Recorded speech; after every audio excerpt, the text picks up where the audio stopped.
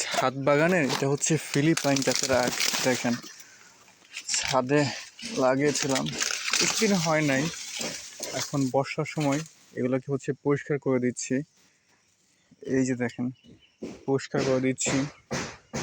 তো এটা হচ্ছে অনেক মোটা হয়, হ্যাঁ দেখেন এক একটা সাইজ।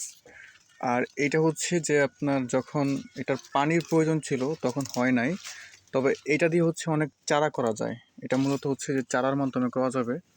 তবে আবার রেখে দিলে এখন বর্ষার সময় এই যে এইখান থেকে হচ্ছে এটা বড় হবে এবং ঠিক এটার আকার ধারণ করবে কিছুদিন রেখে দিলেই।